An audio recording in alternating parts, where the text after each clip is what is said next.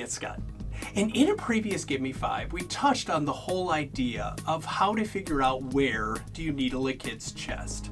So now we're going to go ahead and take that one step further and just quickly say, all right, now you know where you want to needle. Well, how do we actually needle? Well, first thing that comes into play is what size needle. That's important because what's kind of neat, if you geek out and you look at the research, in a recent study when they looked at pediatric trauma kids that were getting chest CT scans, so they could see how big was their chest wall and how much tissue was there to play with, they actually found that if you fit on the Broslow tape, and remember, as a rule, if you fit on the Broslow tape, you also fit with hand-heavy as well. But if you fit on the Broslow tape, unless you were morbidly obese, that interestingly, a 14 gauge 1.25 inch, meaning your regular IV catheter that you would use to start an IV on a big old adult trauma, actually was long enough to hit what you're trying to hit in every kid. So that's whereas now some EMS systems have just made their equipment selection a lot easier. And they just said, if you fit on the Broslow tape or hand-heavy and you have to stick their chest, one size fits all. They're just using a 14 gauge 1.25 inch unless you're morbidly obese for everybody. The difference is when it comes to adults. Adults, that's a different story.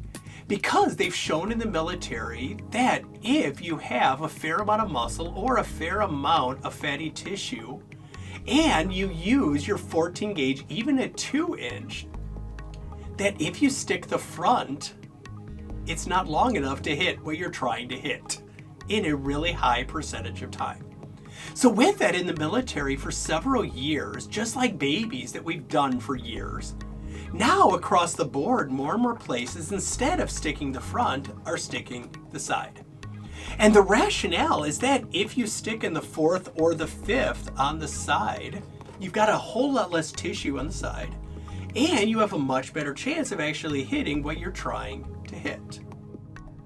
So when it comes to what size needle, again, as a rule, if it looks like a kid and it fits on Broslow or hand-heavy, just as a rule, an 1.25 inch, 14 gauge, or if they're morbidly obese, a 2 inch works fine. However, on the adult side, more and more places have gone beyond the 14 gauge to needles that are actually made to needle the chest. And why that's important is, first of which, if you take the 3.25, it's an 1.25 inch minimum longer than the other one.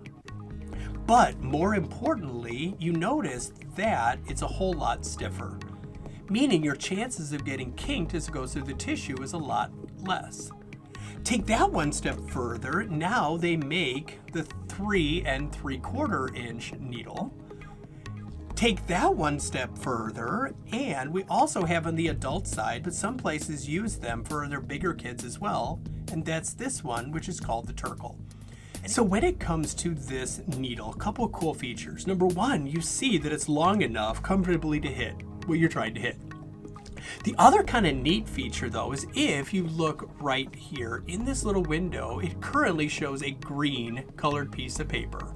However, as it starts off green, just as a representation, if my fist were the chest, as you go through the tissue, when it meets resistance, you see in the window that it changes to red, meaning caution.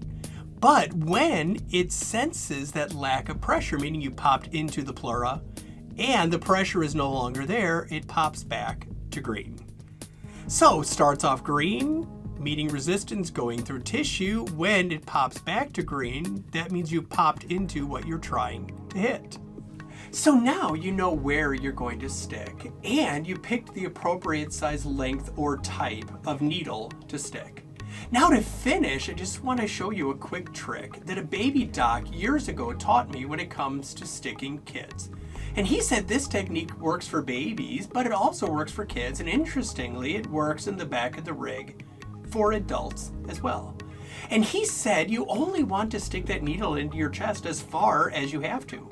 He's like, because in a little baby, if you only have to go like this far, he said if you go in 2 inches, you're going to hit a whole lot of things beyond just what you're trying to hit. So he's like, here's what you want to do. He's like, take your needle, and instead of just blindly sticking it in the chest, he's like, take a syringe with a little bit of saline and hook it onto the needle. Find wherever it is that you want to stick. Go ahead and as you stick, suck. Because when you see bubbles flying back into the syringe, it's instant gratification, meaning you've hit what you're trying to hit. Then you can go ahead, pull back your needle just a tiny bit, and you can go ahead and thread the catheter into the chest. Now, the last part though, simply is this is in the chest, what the heck do I do with it? Well, in reality, you've got a couple options. First of which is if you just have some variation of a stopcock. Remember, if you have a stopcock, that if you read it off means off. So this, if you notice, will screw onto the catheter. And if you've ever seen the movie Three Kings, you remember this technique. Whereas George Clooney showed how you could go ahead and turn it off to the patient. And when they had difficulty breathing, you could just go ahead and open it up so that air could be released. And when they were better, just simply flip off back to the patient. Your other option, if you happen to have it, is some variation of a Heimlich valve. And this one comes with the Cook decompression set. But the idea remains that on one end, you've got a lower lock that you can put onto here. You've got your stopcock. But at the other end, what's kind of cool is you have this little area, which is just a one-way valve. And it allows air to flow out, or you can hook it up to suction. But as it tries to come back, it's not able because it's a one-way valve. So either way, remember, you stick exactly the same place in a kid as you do an adult. The technique is exactly the same as it is for an adult.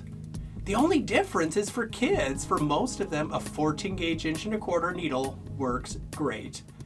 But as we get bigger, you need a much bigger needle and catheter as well.